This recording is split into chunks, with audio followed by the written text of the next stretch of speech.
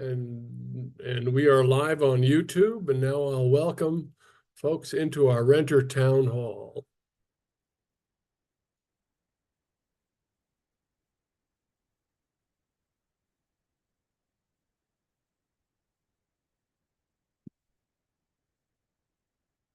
Good evening, everyone. If you're just joining us, this is the Renters Alliance Renter Town Hall. It takes a few minutes to let people in on Zoom, but we'll get started in just a few minutes. Welcome, everybody.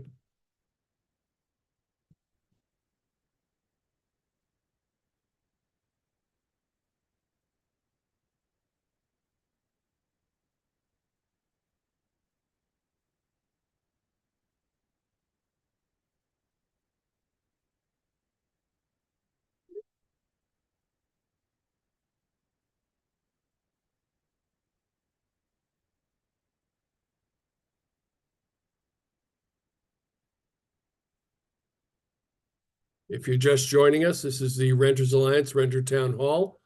We're just getting started. Takes a few minutes on Zoom. Welcome, everybody.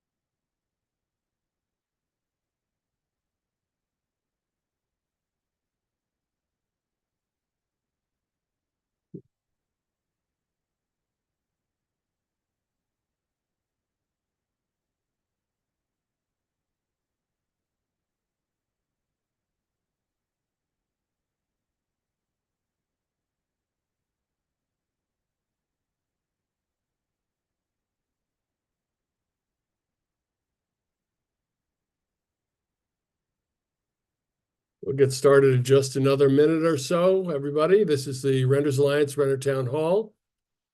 Just getting started.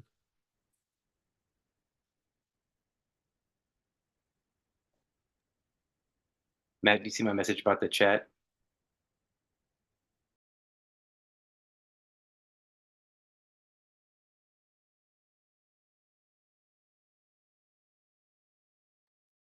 And we'll get started in just 30 more seconds to give our board chair a chance to take a breath.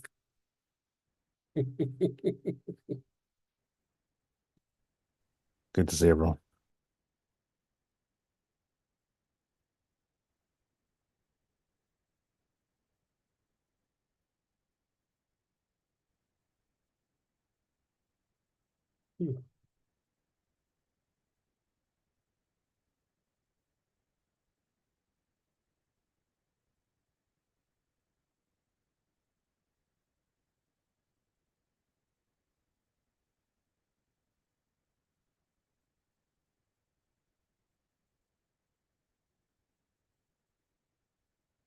And there's the magic number. Okay, good evening, everybody. This is the Renters Alliance Renter Town Hall.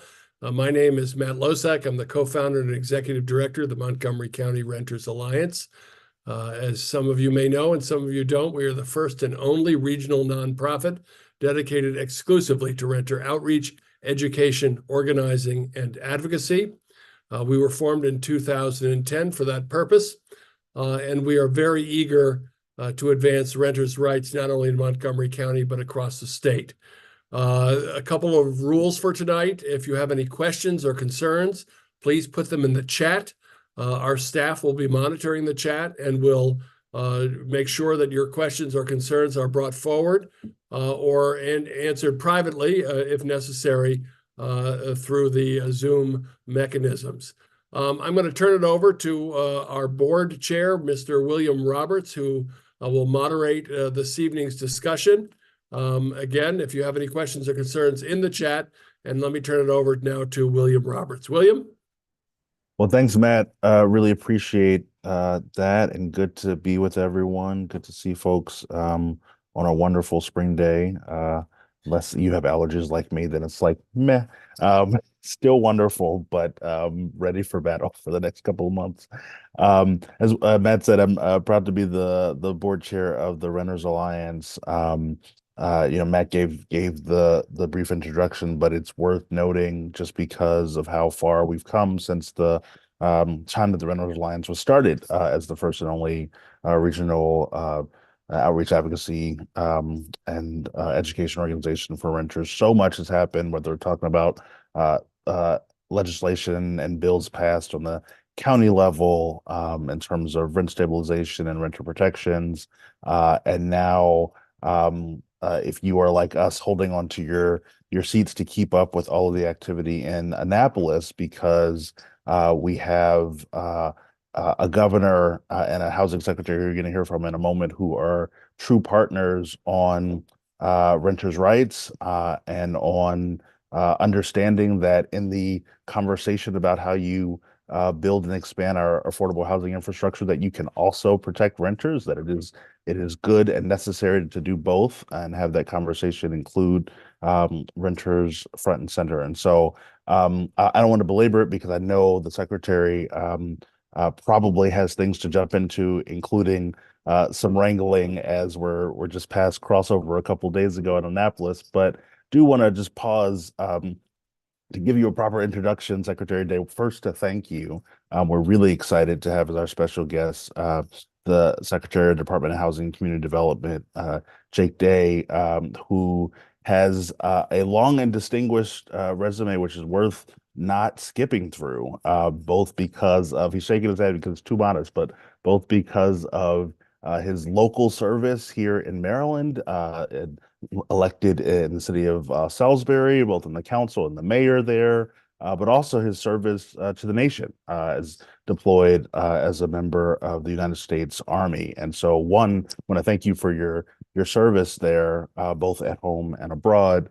And I got to know the secretary, who is still mayor of Salisbury. We were on the governor's housing transition together. I had the privilege of being one of the co-chairs of the Housing Policy Transition Committee, and got to chat with him a lot about his views on renters' rights and things that the administration should be doing writ large in the housing space. Did not know at the time that he was going to be tapped to be the secretary, and so it was sort of like sort of an undercover boss situation at the end. But you will be glad to know that the Jake Day that you see in press releases in front of the cameras talking about the things that he and this administration care about is the Jake Day that I met, and talking about how this administration, in its effort to leave no one behind in all of the facets of policy that the Moore Miller administration is working toward, how we really drill down deep on the root causes of what some of our housing issues are, and really how we don't waste a second in the 4 years of this first term of this administration to get it right. And so I'm really, really excited to hear from him tonight, because if you looked at the things that the governor and the secretary have been advocating for at Annapolis, the last session, especially this session, in a really robust and historic package of again, housing protections and policies to spur the production of housing, they are putting their money and their effort where their mouths are. So really excited to have you, Secretary Day, and I'm going to turn it over to you. Thanks again for being with us. Well, good evening. Thank you so much for having me. Did everybody hear me okay? All right. Well, thank you for that introduction. I just want to say, really glad to be with you, with new and old friends alike. My friend Brandy Brooks is I know a leader in this organization. Matt and I have spent time together as well. I've spoken with many of your members, and Will, first of all, the feeling of good fortune was mutual. I couldn't have been more proud to work on your team in the housing transition for the Moore Miller administration, and learn from you. I continue to learn from you, and I also want to add, I was as surprised as you were about the eventual nomination, and so that undercover boss situation was so well executed that they kept it from me. Um, so here we are, and we are just over a year into the Moore Miller administration. And I think you characterized it so well, Will, in that we have not a second to spare. Much of the work that we want to do does not have immediate effect. It's setting the stage, whether through changing the political math, changing the conversation, or trying to plant the seeds of housing production. Those things take time, and no matter how fast we make the development process, how much we're able to cut it and expedite to produce the housing units that we need in this state, that alone is only going to be marginal cuts, right? I mean, the entitlements process, the financing process, these things take time, and so we don't solve a housing supply shortage overnight, but for our efforts to immediately act. And so here we are. And I feel really fortunate with the team that we've got in place, not just at DHCD, but the Moore Miller administration, the advocacy partners that we have, yourselves included, and even sister agencies in the administration who are all working together, I think, really effectively. So look, I've been in this job about a year, a little more than a year. I've met so many partners and organizations and stakeholders that all have this shared goal of ensuring that the average Maryland family is no longer suffering, and it no longer feels as if housing is out of reach for them. The next house, the next aspiration for their family, the house that fits their family size, the house that provides a dignified living space for them, a safe living space for them, an accessible living space, and obviously an affordable living space is no longer out of reach.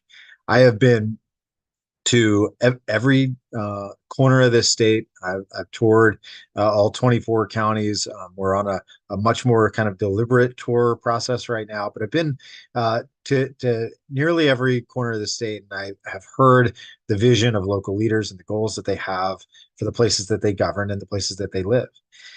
And I think we are building a dynamic response to this, to the hand that we've been dealt. And that, by the way, is not a hand just dealt to state government. That's a hand that we are collectively dealt.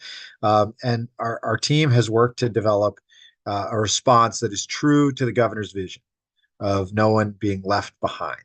And that is really what brings us to a conversation that includes protecting renters that are vulnerable and that aspire to a life of dignity and something better than what they find themselves in today. Right now, that work over the last year is fueling a General Assembly session that has a renewed focus on affordable rental housing. And the job has, of course, had its challenges, but it's been better than I could have dreamed. I've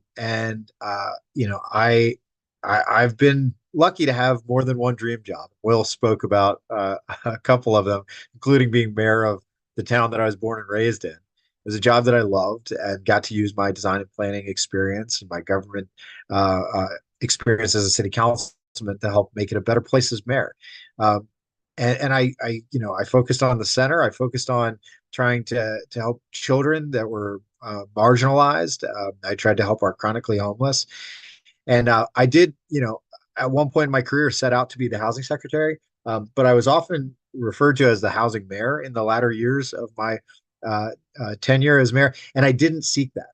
What I recognize is that housing has a dramatic impact on all of the other outcomes that we want to achieve for our residents. And I think that's what brings us, many of us, together tonight and in these efforts. And by being the housing mayor, I don't want to suggest that I produced all the outcomes that I wanted. I haven't, and I hope my successor can, or his successor can, or their successor can. But what I did recognize that we were able to dramatically affect supply. We attracted a lot of development. We played with supply levers, the things that we could control, and it resulted in $1.4 billion in proposed new housing starts. I read this month's Planning Commission agenda. there are over 1,800 housing units on this month's Planning Commission agenda in a city with a little more than 12,000 housing units. The progress continues. A lot of work underway, and there's confidence. The marketplace has confidence in that community because of the levers that we pulled. And I don't think that we pull necessarily the same levers in local government that state government does. But I think that it provides an example of you focus on the things that you can influence. We're not going to be able to, change the interest rates, the global marketplace for money. We're not going to be able to control inflation. We are even challenged to control the price of plywood. But what we can do is affect certain regulatory barriers and financing barriers to housing production, and I think we can dramatically affect the unfair environment that renters find themselves in this state. So I accepted this job because I believed in Governor Moore's vision to empower Maryland to win the decade, to invest in our communities, to build an economy that's competitive and equitable for working families, to create opportunity pathways for our most vulnerable residents in this state. And I believe in a couple of things. I believe that providing shelter for all is a value that we can commit ourselves to, and that improving our communities helps contribute to all the goals that the governor has articulated. And in accepting a job to work for him, I'd have an opportunity to address those challenges. And I believe that we're on our way to get there. So I want to start off just before I dive into kind of the legislative picture, just by setting the stage on some of those values. We have 5 that we talk about often here within the agency. Number 1, again, that shelter must be treated as a human right. And so we have to identify measurable goals and support policies that seek to solve veteran and youth and chronic homelessness.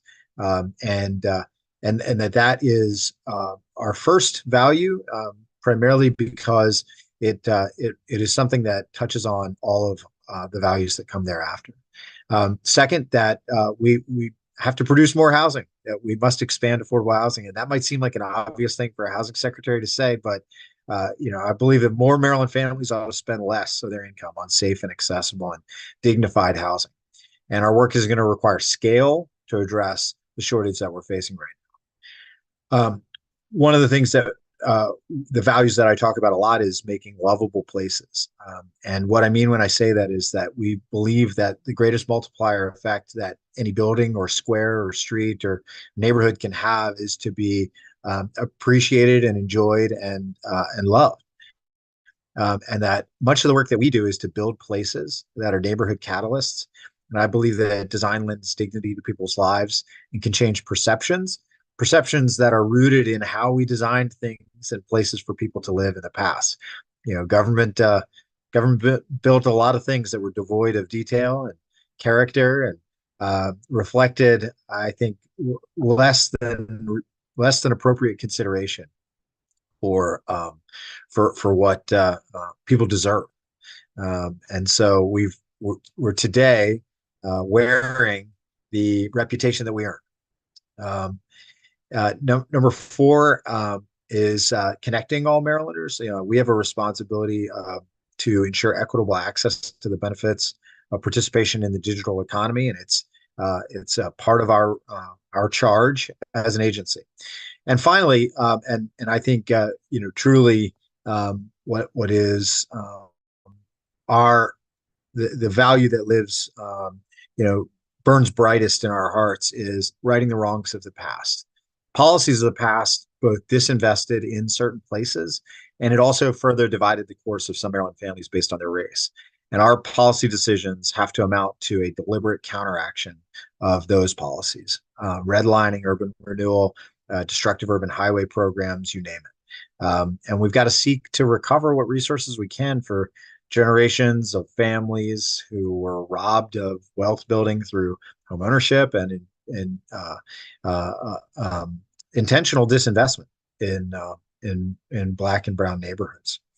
And these are our guiding our guiding values as an agency, and they're principles that are nested under the governor's values.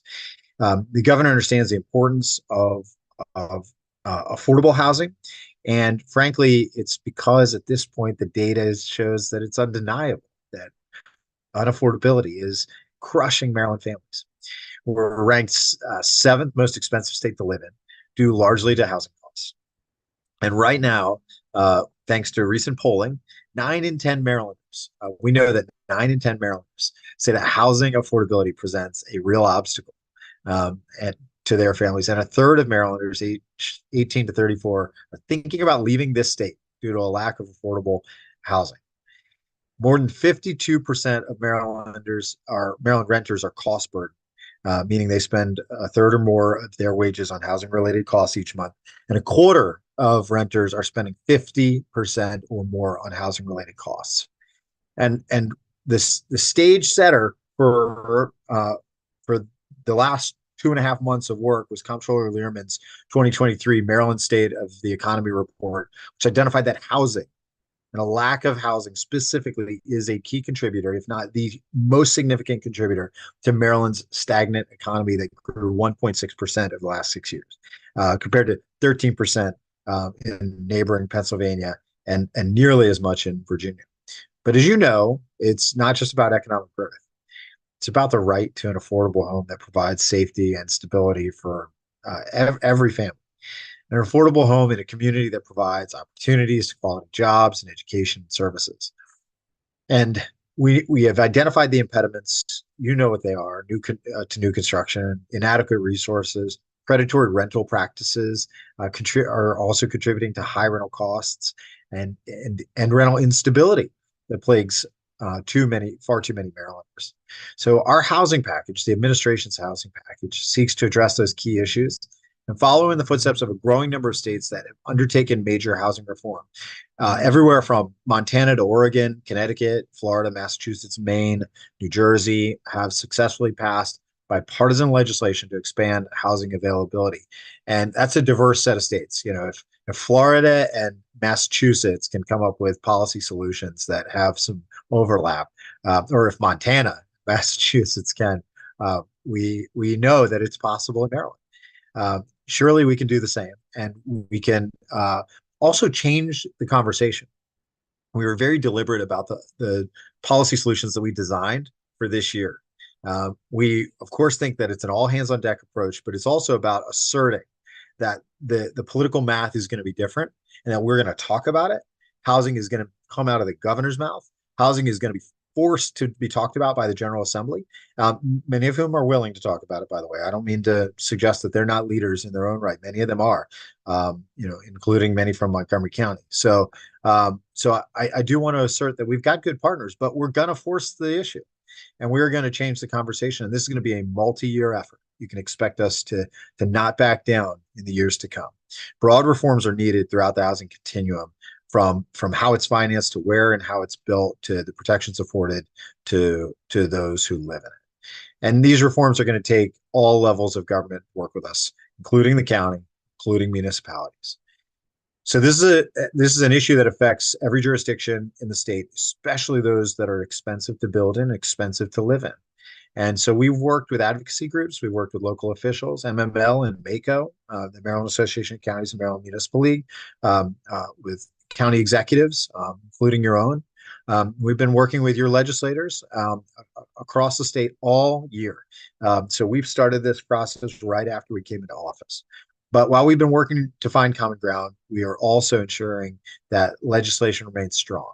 And that's a fight. And it's a fight that I want to talk to you about tonight. And I want to make sure that we leave tonight knowing that there's still work to be done this session. I know there's only, I don't know, 19 days left or so, but we've got work to do, and we're committed to getting it done. So there's no magic wand. It's going to take all of us. It's going to take advocacy efforts. It's going to take proactivity from each of us. So I want to provide you a little bit of an overview and an update on the status of 2 of the pieces of proposed legislation, and then dive in more deeply in the third. We can dive into detail on the Renters' Rights and Stabilization Act, which can lead into our larger discussion. But starting with the Housing Expansion Affordability Act of 2024. This is the construction bill to address the lack of supply. It incentivizes development in areas where building is desirable. The state has a robust history as a smart growth state of blocking development of housing and other things in the places where we think it shouldn't be. Farmland, environmentally sensitive zones. The septics bill was a down zone of every piece of agricultural land in the state. If you have 700-acre farm, you can only put 7 houses on it today. We did that as a state, recognizing that we must use those state powers, which are usually not reserved to the state, are typically delegated, but belong to the state. But we do a terrible job at incentivizing housing and development in the areas where we want to build, where it should be built. And so, we often produce something in the middle. We produce low density sprawl that costs our taxpayers far more in legacy costs and maintenance costs, in stretching our infrastructure, and thus costing us all significant maintenance costs, and having little return to pay for it. And so it's something of a Ponzi scheme of development that we're left with.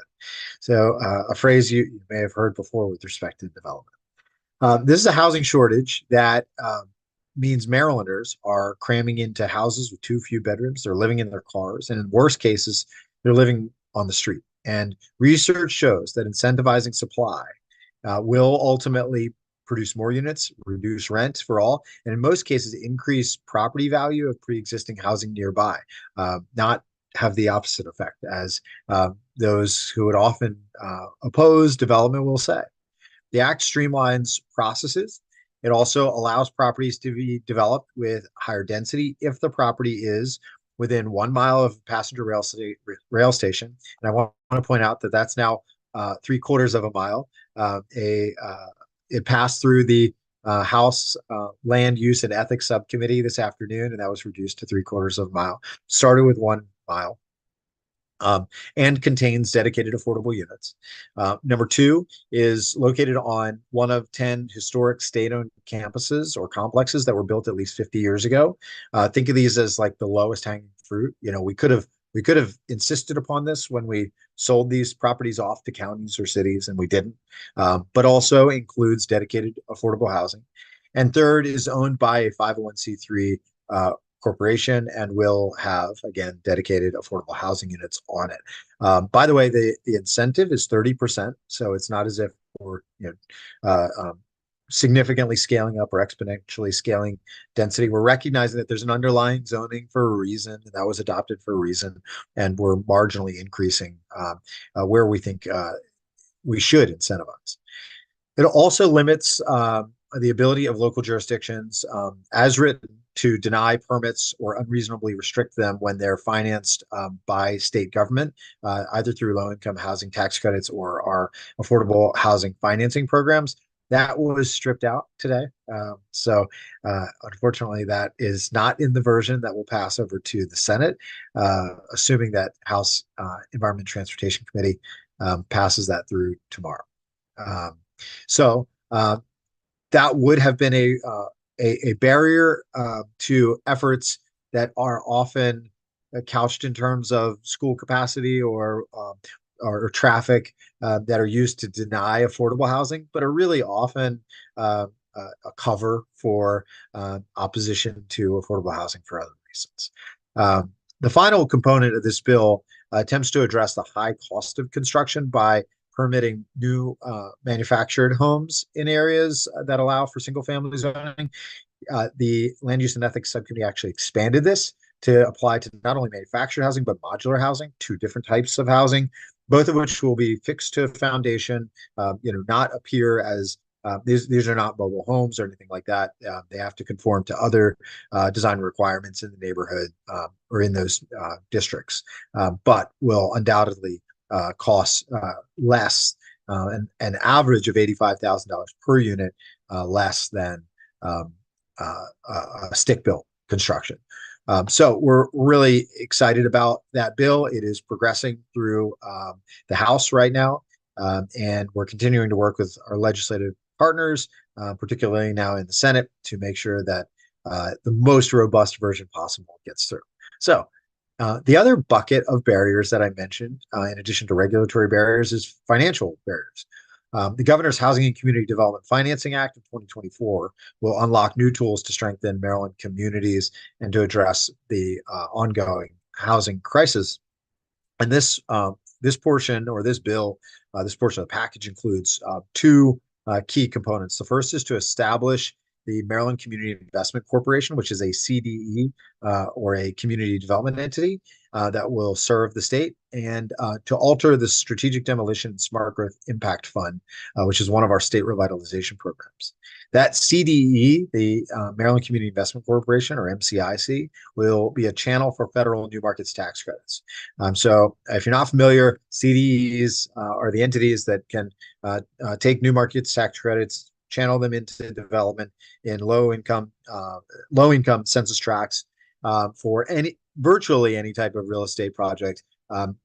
Everything from commercial development to home ownership to multifamily housing to community facilities, and per project brings an average $50 million in additional financing. We are not competing against other Maryland CDEs. These are nationally competitive. There is no cap or target for each state, but Maryland severely underperforms. So we think we can bring in new federal money with this entity, and we think it will help us achieve a variety of our objectives. The second is the Strategic Demolition Fund, which would expand the use of these, what are now just direct grant dollars, to also include credit enhancements so that we can scale up our use of those dollars in investing in projects. The governor has also, there's a complement to this. The governor has put in his budget $50 million for Project CORE in Baltimore City, $10 million in statewide Strategic Demolition Fund monies, which traditionally it's $5 million statewide and $20 million in Baltimore City. So we're scaling up, doubling the statewide investment and increasing by 150% the Baltimore City investment. These are pre-development grant funds, meaning they are largely for demolition, acquisition, stabilization, and then architecture and engineering costs. So that's why the significant difference between the statewide money and the Baltimore City money, because it's intended to address the vacancy issue in Baltimore City. So we're awaiting the Senate to address this bill in the coming days, because it has passed the House. The House has voted on it, and we are proud to see that one moving through. So the final bill where I want to spend the bulk of our time is the Renters' Rights and Housing Stabilization Act of 2024. I'll also note that this bill has also passed the House. Now it heads to the Senate, and it heads to the Senate where we will need a lot of help, and we will need vocal support because it has a tough path, and I'm concerned about the elements that might be stripped out of it. This is a bill that enhances protections for renters. It strengthens enforcement of existing laws, and it also reduces the impact of evictions on Maryland families. I know that this group is intimately familiar with this legislation, so I'll summarize. The act establishes an office within DHCD that will serve as the state's central ombudsman for tenants' rights. It also caps security. By the way, that's something that doesn't exist today. We have no role as an advocate for tenants today, and it's something that I've noticed is needed since I got here, particularly because number one reason that constituents reach out to me is because they feel that they're being treated unfairly by their landlord. And I have no recourse except for those situations where we have a financing in that property, and then I'm conflicted. Not morally conflicted, but I'm conflicted technically because it's our responsibility to look at the financial health of the project. We're a lender into the project, so yeah, I'm interested in the tenant. But I'm also interested in the financial health and well-being of the project. So we need to bifurcate those things. We need to separate those things, and we need to establish an Office of Tenants' Rights that is solely responsible to the tenants. By the way, this bill caps security deposits at 1 month's rent.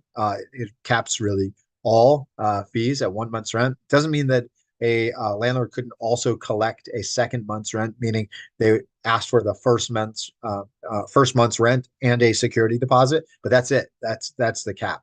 And we think asking for the first month's rent in addition to a security deposit is reasonable. You pay on your way in, but no last month's rent, no additional fees beyond the equivalent of 1 month's rent security deposit. It also aims to create pathways for renters to become homeowners by creating a statewide right of first refusal upon the sale of a rental property, rather than it being sold to an investor or other buyer.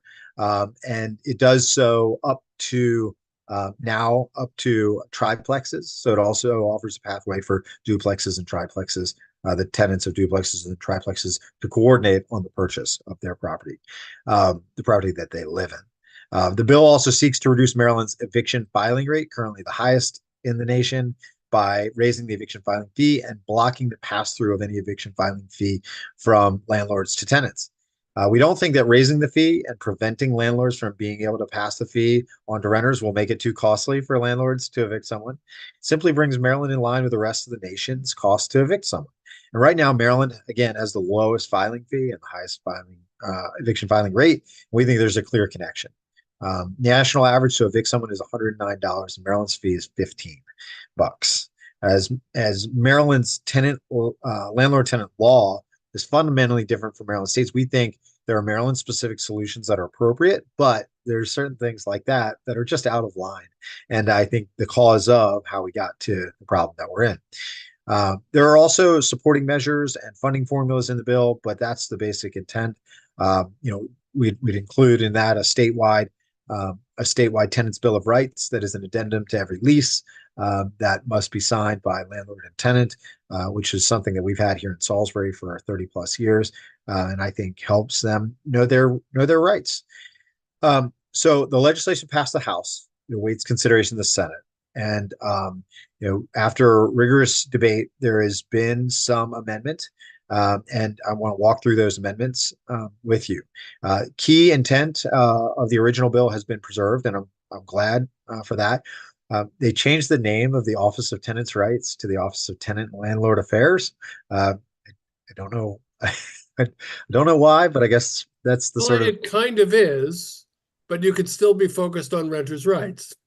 Well, that's absolutely correct. It is not a change in intent. It is a change in name.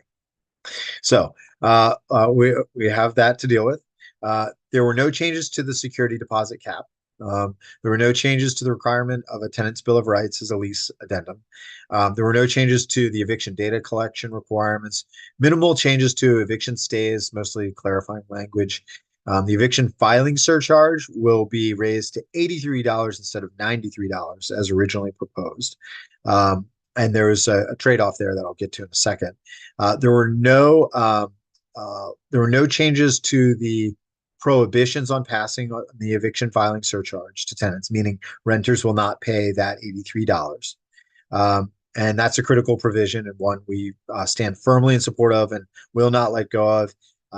And will tie directly to the increase in the eviction filing fee. Another bit of good news, the amendments added additional fee increases to generate more funding for the Maryland Legal Services Corporation. This is that trade-off. Circuit Court civil case surcharge was raised from $55 to $85, and the District Court civil case surcharge was raised from $18 to $28. The first time since the early 2000s or at least 2010. So it's been a while. There was also a key amendment to add a new requirement that landlords must attach proof that their 10-day notice of intent was to evict was mailed or otherwise delivered to the tenant when filing a complaint in a failure to pay rent case. This amendment effectively incorporates another bill, House Bill 1274, and sponsored by Delegate Melissa Wells and supported by the Alliance into this bill. There was a proposed funding adjustment contingent on the passage of Senate Bill 370, rental assistance for community school family programs. This is a Delegate Vaughn Stewart bill. Also, there was a Senate version that Senator Shelley Heddleman had. If that bill is passed, 10% of the eviction surcharge revenue will fund the rental assistance program that is created by that legislation. If it doesn't pass, then the original 50-50 split between Maryland Legal Services Corporation and our statewide rental assistance voucher program remains intact.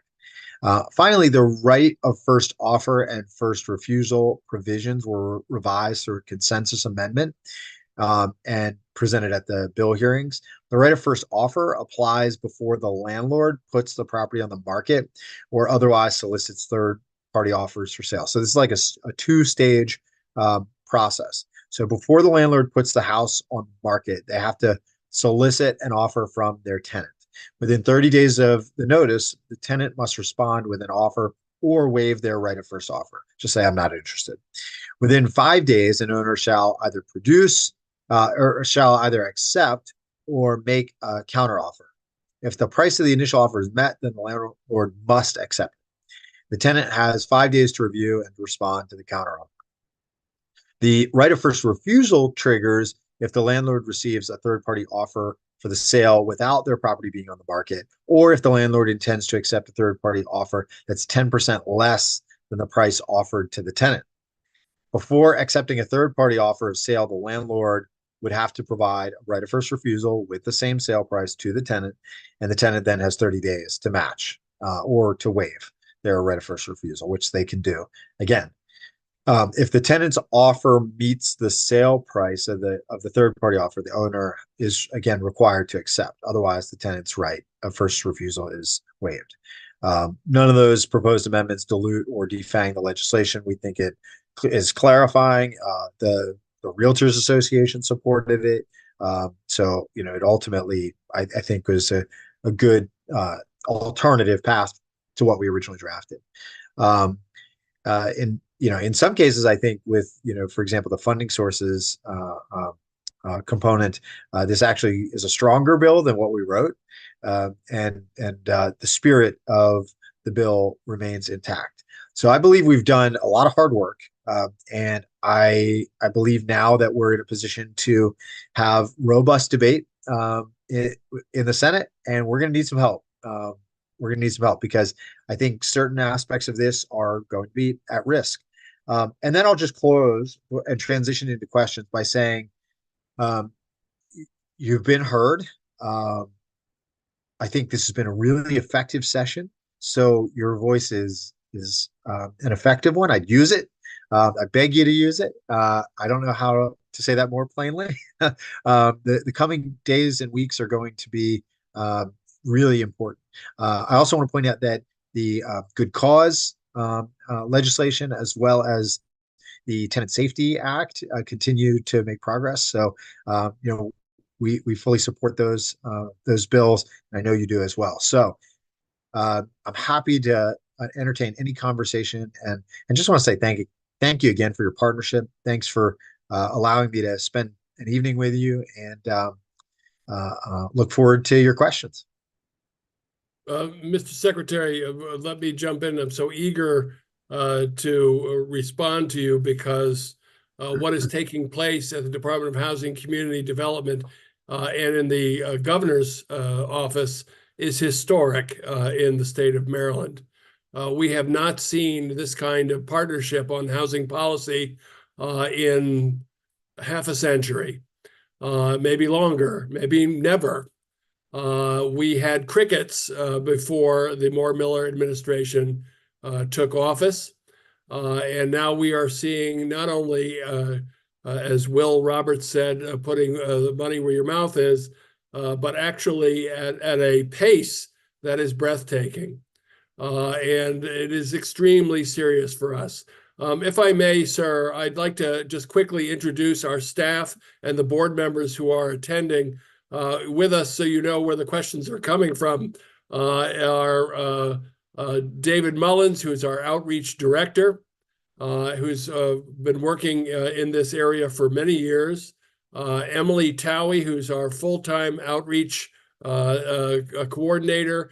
Tim Huang, who's also a full-time outreach coordinator. All of them together speak multiple languages, so we relate with all kinds of people. And of course, I speak Sesotho, which comes in tremendously handy at cocktail parties. And then Malek Demir, who is an outreach coordinator, and Pat Beckham, also an outreach coordinator with us.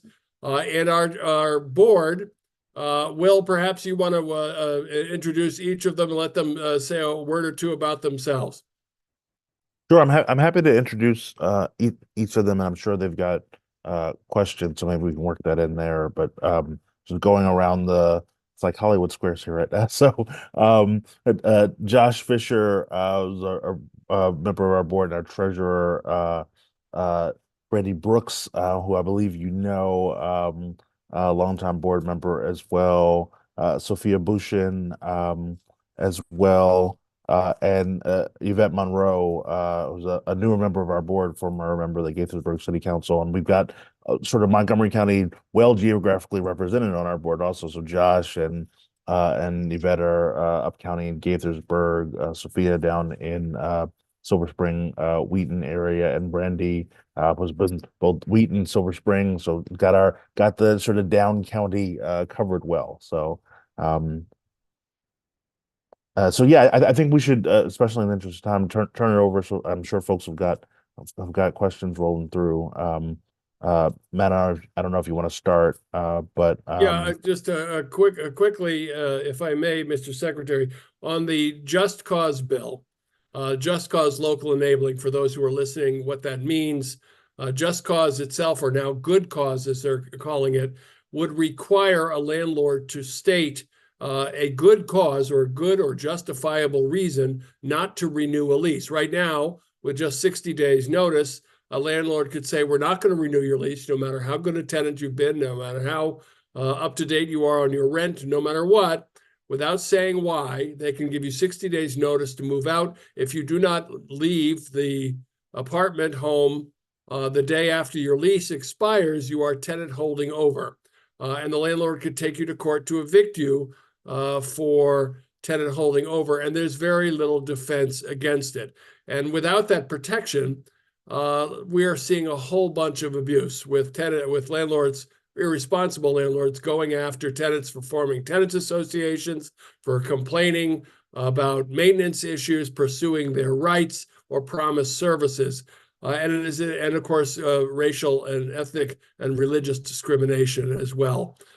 So it hides a multitude of sins, but with the passage of the protection, which would be local enabling, meaning that if it passes the Maryland General Assembly, local jurisdictions could then choose to pass it in themselves. Right now, because it's state law, it requires the authorization of the Maryland General Assembly. And for the first time, I can't underscore this enough, historically, the governor's office came in support and testified through the secretary's department in favor of this legislation. Secretary Day, do you want to comment on what this means for your department? Well, I think it's a great complement to what we're trying to achieve. Keeping people housed is one of the fundamental steps to a more stable and humane housing market. And again, we don't have time that we can waste just waiting for supply generation, which, by the way, I believe in completely. We need to do, but we must try to keep people housed today, and that's why I think the good cause legislation plus right of first refusal, creating new pathways to homeownership. These are all good complementary shades of the same effort. Also, the Bill 693, which is the Renters' Rights and Stabilization Act 2024, also the governor's administration's bill. Part of the elements that we discussed way back when you were just finding out where the paper clips were in your office, we talked about what it would mean in terms of a liaison function to the local communities to discuss best practices, homogenization, if you will, of policy. Can you give us some idea of your thoughts on that? Well, I'm still looking for the paper clips, but the creation of the Office of Tenants' Rights, or tenant and landlord affairs, whatever you want to call it. And I'm still not clear on whether or not if something is passed into law that's how it has to be printed on somebody's business card. But that's something for the lawyers to answer. But I think creating an interface, right, between organizations like yours, advocacy organizations, but also I think housing counseling organizations. We don't have that center point. We do provide some funding support to NeighborWorks type organizations and to neighborhood NHS organizations, neighborhood housing service organizations, Habitat, and others for housing counseling. It's a very, very minimalist, hands-off approach to coordination communication with those who are trying to keep people housed. It's not how we approach homelessness at all, where we very much have taken on the role of being not only the funder but the coordinator, where the COCs around the state look to for guidance on policy, and we shift directions together. We hold standards. We're trying to assert new standards on that front. There's a piece of legislation, a departmental bill, where we're trying to hold even those shelters that don't receive state or government funding to a standard of livability, and also to end discrimination and other predatory practices in homeless shelters. But I'm getting off topic. But I think that's a role that we could play with respect to tenants and renters and the organizations that are doing the hard work on the ground, such as your. May I suggest the kind of business card that if you look at it one way, you see your office, look at it another way, you'll see Lincoln, and then turn it the other way, it's the Office of Renters' Rights. Like a magic eye? Yes, that's it. They could do that. We do have some questions. Brandy, I believe you had one? I do. And first, I just want to start off with such a thanks, Secretary Day. It's a real pleasure. It's a real pleasure to hear about this package of legislation. Matt already said how historic this is. This is powerful. I appreciate you naming that our voice matters, but I also want to say the leadership from the governor's office matters hugely, and I think is making an enormous difference in how this is moving through. So thank you for his leadership, and also for the particular leadership I know that you bring from your background. We want to see these things pass. So my first question is, what do we need to do to help make sure that these things clear the Senate? And in particular, where do you think that you're going to get pushback around particular arguments against pieces of these bills? Because this feels, for us in this community, like very self-evident. Obviously, this should be done. But we know that there are other perspectives on this. So where do we need to be prepared to meet people's questions and different perspectives in order to persuade them to support these bills? So this is a question from Brandy Brooks of the Wheaton, Silver Spring, Tulum area. Sorry. So Brandy, thank you for that. And I work. Look, everybody's got a boss, right? Or when I was mayor, I had 35,000 bosses. But everybody's got a boss. I'm really lucky, and not everybody gets to say that. I am really lucky.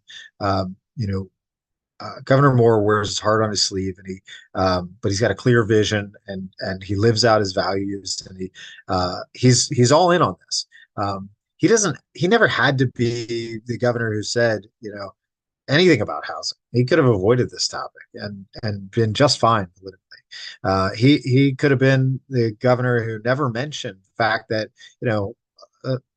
a scarcity issue needed to be met with a supply increase. And, lots of governors won't touch that, won't say it. He says it without hesitation. So I think I just want you to know, as voters who live in this state, and I don't mean to get into politics, but I think you're represented by someone who is true to his word and true to his values. And that's all that needs to be said about it. That said, we don't live in a we don't live in a one branch of government environment. We live in a system that has a balance of powers, and the representative bodies in the House and the Senate have a role to play. The House has passed the Renters' Rights and Stabilization Act in the form that I described. And so the Senate is where we need to target our efforts. The bill will first be heard in the Judiciary Committee and I'm not sure the subcommittee first, but it will then be heard in the Judiciary Committee and then the Senate floor. The Judiciary Committee is an area where we could certainly use some targeted effort and members that that are in that committee. Look, I'm not asking you to be hard on them. I'm not asking you to beat them up. I think these are people that have values that are probably in some cases, in most cases, close to ours and yours on these topics. But there's the reality of politics and numbers, and they have to get a majority of votes for something in order to move it through. And so that's where the risk comes to a bill that meets the intent that we were trying to achieve. And so I think writ large, the Senate needs to hear from you. Not only senators from Montgomery County, but again, broadly. And you got some great ones. And the same is true in the Judiciary Committee. So that's where I'd encourage our efforts to focus over the coming days and week. After that, the story is going to be told. So I think this is really a now problem. This conversation is timely. And when talking to them, I think the things that I would say are that the pass-through, the prohibition on pass-through is critical. The security deposit cap is critical, and the right of first refusal is critical. I think those things are where we draw the line. As people asking the General Assembly to set policy and make law. I think that's where we say, that's where we draw the line. I hope I'm not being too blunt. I don't intend for any of this to sound disrespectful. The people who are going to handle this in the Senate are incredible. I have immense respect for them. I know they will do the best that they can with it, but they need to hear from you to know where people stand. What seems to have changed from last year to this year, aside from the governor's administration, which was a big piece, was a growing realization that housing policy is addressing a crisis, and that is happening across the state. And I think the votes exemplify a recognition.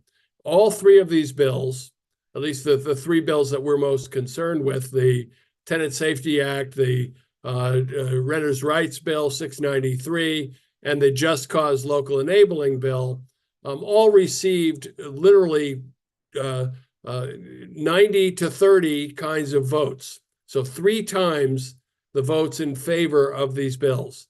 Plus, consistently, but recognized more than ever, the numbers of groups and individuals across the state expressing public support for this kind of public policy, from Mako to the local counties, Baltimore, Prince George's, Montgomery, to the Attorney General, both Brian Frosch before and now Attorney General Brown, expressing public support for Just Cause and on the rest of the renters' rights, because they work in the trenches and they're seeing this. And unfortunately, the reality that we're seeing all around us is awful housing instability, disproportionately affecting working families and low-income families and seniors. And I'm sure Secretary Day, as a politician in your many lives, that if seniors vote like crazy. And so people should pay attention to that as well. We are in contact with JPR, Judicial Proceedings Committee, but that we are often being told that they have 100 priority bills. We do hope that in your role and in the governor's role, that they could say, well, let's look at the priorities and make priorities. And we think that housing, I think you said this, Mr. Secretary, that housing is central to so many other problems in our state and around the country, that if you have stable housing, you might alleviate many of the other concerns that we see, from academic achievement gaps to crime to health costs and safety net costs. So definitely a lot going on. Any other questions for Secretary Jake Day? Well, while folks are thinking of their one golden question, I'll ask mine.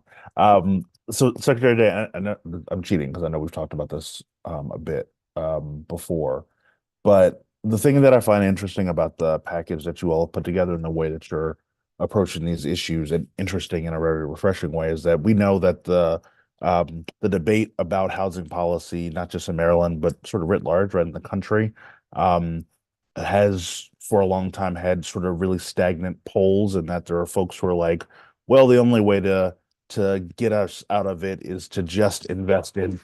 And my daughter is sitting here eating dinner, as I know you understand because you've got little ones. And like all the little ones, quiet until you're off mute, and then what's happening? So Mackenzie says hello, Secretary Day. But the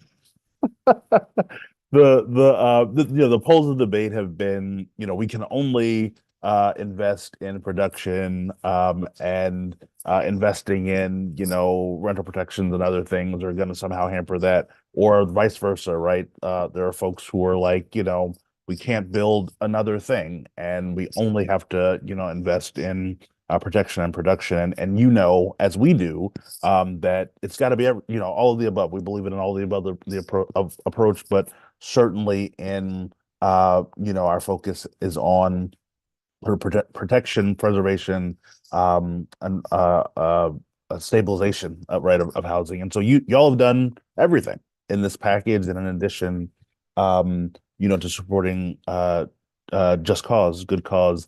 And I'm wondering, just philosophically, as we talk about this, the housing issue nationally, right? This is part of a national conversation. Folks are going to be looking to Maryland, as we know they are, to look at the innovative ways that we're driving forward. And you've also often talked about making the agency the sort of the primary thought leader on housing policy again in the state. And so I'm wondering, just stepping back from a philosophical perspective, what your thoughts are as you see this moving through, if there are lessons learned, either whether it be for policy debates in local jurisdictions within our state, or just writ large about this issue, about how y'all have been able to balance everything, but also like boldly swipe at what we need right now. Hi, Mackenzie, first of all. Secretary Day says hi, Mackenzie. Second, I'm always proud when we can build an uncomfortable alliance, that we might have different objectives, but if we can achieve multiple objectives in concert that produce outcomes that are complementary and really get to the core of what we're all trying to do, which is provide people with dignified and affordable housing at whatever their price point is, then we've accomplished something. So I feel like that's what we tried to strike here. That's the balance we tried to strike. We also, in response to the characterization that we've done everything, I think we touched on the most important key topics. But let me assure you, there's more to come in the future. So we haven't done everything. The other thing is, I was so confident that looking at other states and the packages that had been proposed in those states, those that were successful and those that were unsuccessful, some of the most ambitious ones that included many of the things that we think should be included, were unsuccessful. And I didn't think that we would achieve what we're trying to achieve on this topic. And if we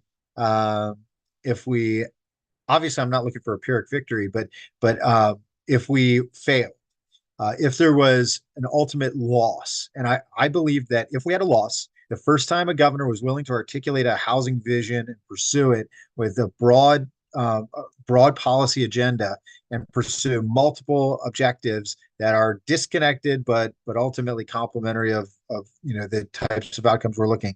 And if we fail on those objectives, that we would be afforded a future opportunity to work on this problem. I didn't think we would be.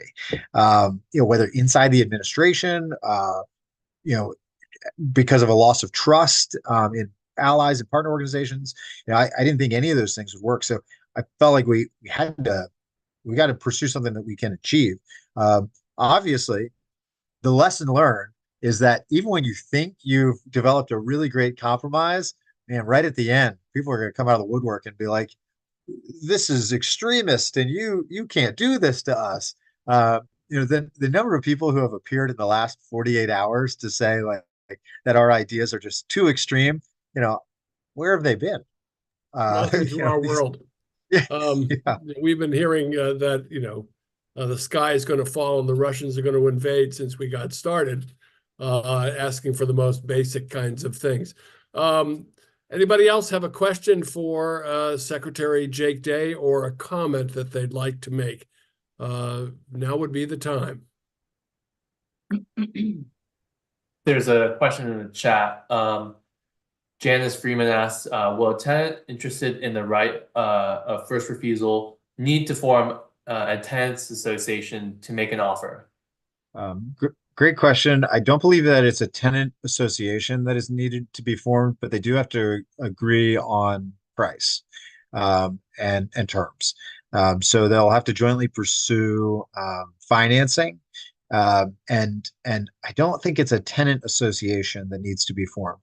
But I'm perfectly happy to send Matt our background documents on this. And forgive me for not being 100% certain, but I think the answer is no. In Montgomery County, you do have to form a tenants association, and it's about 30% of the building, and then the tenants association becomes certified by Montgomery County. We're not particularly experts on the ROFR or right of first refusal law, so we'll have to look into it, and maybe that'll be another good excuse to bring you back to discuss it, or one of your staff members to get into the detail a little bit more. Brandy, you had another question. Yes, thank you. So it was a bit of a follow-up to my question, but also to Will's comment. And it was about some of these narratives that get brought forward. The sky is going to fall, everything is going to explode, no one will ever build another unit of housing again if you pass this. Those are the more extreme versions, but particularly when it comes to our advocacy with legislators, are there particular narratives that people have thought of as the prevailing wisdom around housing where it's really important for us to be able to bring counter arguments? Or are there particular things where you found that a specific argument for an aspect of the legislation really resonates with legislators? I think the most powerful counter argument that we've had to what has been the sort of deference that's been paid to landlords has been that we brought landlords to the hearings and they testified and said, we'd love to have right of first refusal. There's no good reason not to. And oh, by the way, we hate the way the eviction system is designed for us to use it essentially as a collections means and not for eviction exclusively when it comes time to evict someone, which of course we all acknowledge that there can be a time when there is no recourse for a property owner, but for eviction. But that's not how Maryland's system gets used. So we brought landlords who are willing to say that. So I think anytime we can point to, and I don't want to say, the good landlords, I'd like for them all to be good. So anytime we can point to that, the fact that landlords have been willing to say, especially small landlords, have been willing to say, hey, this doesn't negatively affect me. I'm not concerned about this. In fact, I support it. And oh, by the way, I support my tenants. I care about them. These are human beings. It's not just a business relationship that, I've realized I'm providing shelter for their families. That is really powerful. That has been really powerful. Most of the opposition or, interested but concerned class of legislators have pointed to their concerns for landlords. And I've also learned that we have a lot of landlords in the General Assembly too. Yeah, that is an interesting aspect to all of this, isn't it? And we've certainly addressed that. But some of them, we've also learned, are responsible landlords and do not oppose some of this legislation. And we hope that they can prevail on their colleagues. We, unlike some of the folks out there who will remain nameless, we like to think of ourselves, the Renters Alliance, as a very reasonable and balanced approach to housing policy. We've never opposed a landlord's right to maintain a profit and keep up with legitimate expenses.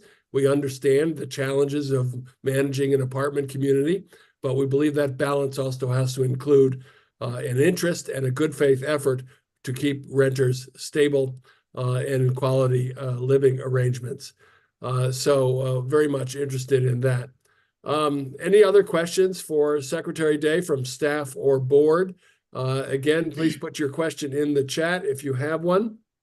Yes, I have a question. Along with affordability, is there anything being done with the quality of these units that are going to become available?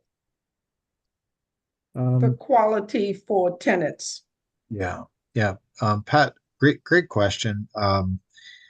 So I think there's a number of ways that we approach this. I'm a believer that, so there's a piece of policy that's not included in anything that we've done so far. I'm a believer that there should be some minimum code enforcement effort in all jurisdictions in the state. That doesn't exist, and it's very different from one jurisdiction to the next.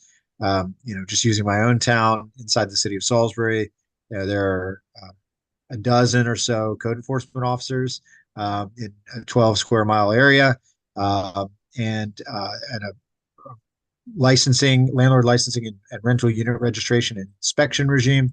On the other side of the border, there's nothing in unincorporated Wicomico County, where there's a lot of housing units. So that's a concern and an interest of mine. I think we also get there by what we can finance. So we play a role in determining the quality of affordable housing through our design standards and expectations. There is a scoring component now in the QAP, which is the document that describes how projects will be selected to be financed through our tax credit rounds. That is about the lovability of the project, which you borrows that term that I mentioned earlier, but actually talks about design features and quality and standards. I also think back to the Housing Expansion and Affordability Act, there's a really important piece here, which is that incorporating affordable units, particularly the 60% AMI and below units, into market rate development by requiring even in communities with an MPDU program like Montgomery County, by requiring these even lower levels of affordability to be thought of and considered and incorporated. If you're going to get the density bonus, which is going to help with profit on a project, it requires that they are incorporated in such a way that works for the developer, and clearly they're not going to segregate or sequester those units into a lesser designed product. They're going to be incorporated into the product overall. Montgomery County, by the way, has some of the nation's best and oldest examples of incorporating a mix of income of units. There's all sorts of examples, and Montgomery County is a leader in this front. So I think our requirement on the incorporation of affordability helps with that design standardization, so design lending dignity regardless of income levels. I think those are a couple of ways that we'll be able to help.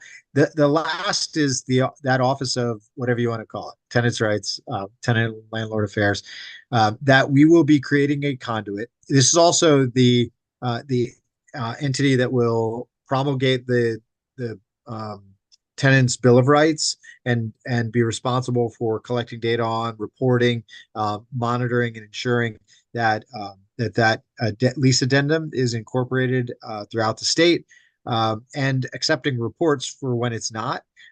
It'll also connect with our fair housing efforts, and ultimately we hope staff into something much stronger, and get additional powers in the years to come.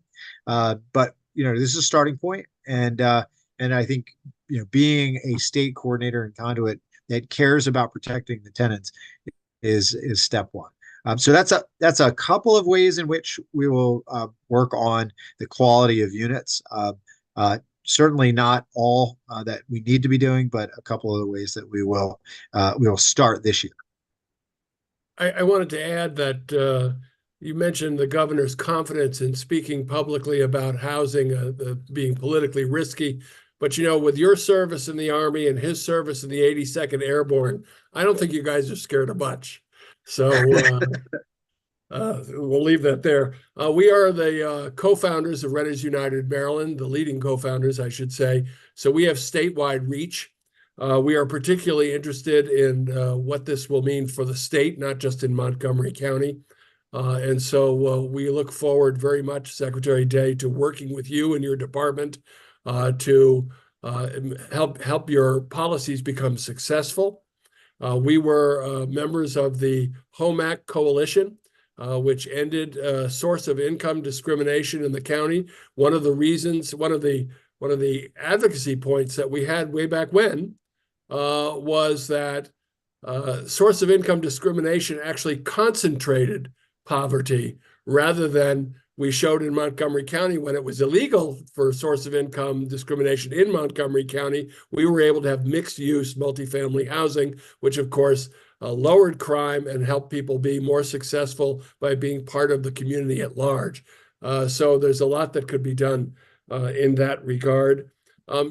Way back when we were talking about paper clips and you're just moving in, you also mentioned data collection.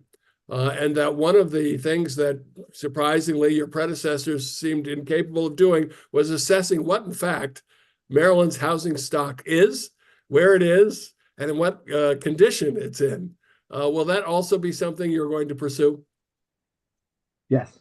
So we are getting ready to undertake, right after session will begin, the planning and execution of a new updated housing needs assessment, so a statewide housing assessment.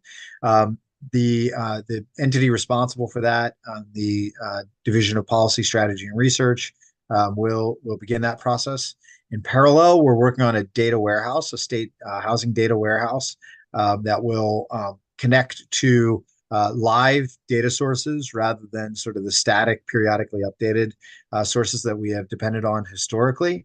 And this also connects to a management tool, which nests to the governor's, I'm going to use some acronyms here, the governor's office performance indicators, or GOPIs, and our DHCD KPIs.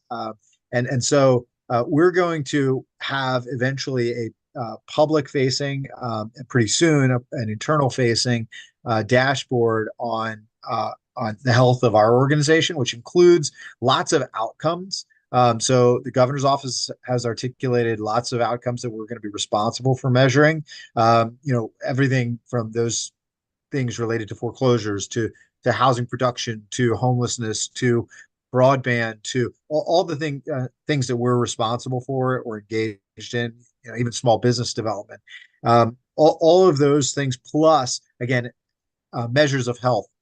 So everything from, vacancy to how good a job we're doing on fair practices and equal employment, to how quickly we process a check, to our grantees and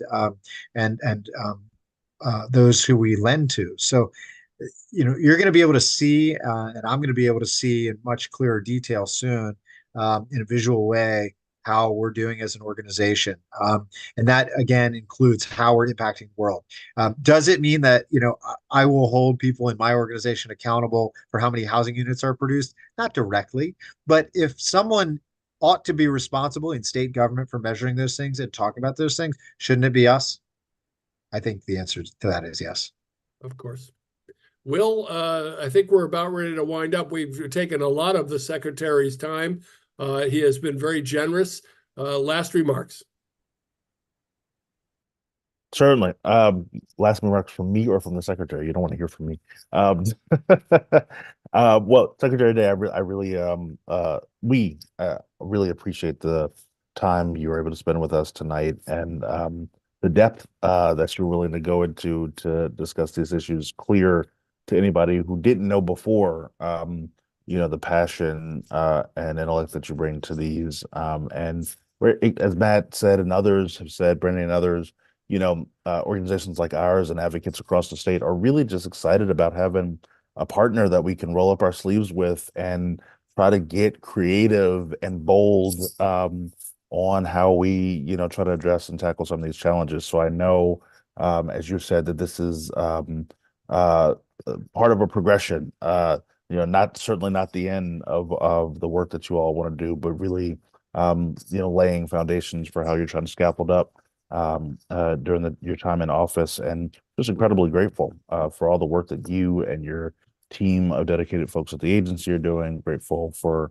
the work that Governor Moore and Lieutenant Governor Miller and all the folks and your colleagues in the cabinet are doing on these issues and others around the state. And we are likewise ready to roll up our sleeves on this effort in the remaining days of the General Assembly to see that these bills get across the finish line intact in the way that they were intended to, and also really, really excited for the work ahead that we're going to do together. So this won't be the last time that we have you to chat with folks, and of course, you hear from us all the time. So look forward to more of that. But just want to likewise echo Matt and thank you for spending so much time with us tonight. I know you've got many miles to go before you sleep, as they say, and so I want to let you get to it. But just you have our thanks, and look forward to the work ahead.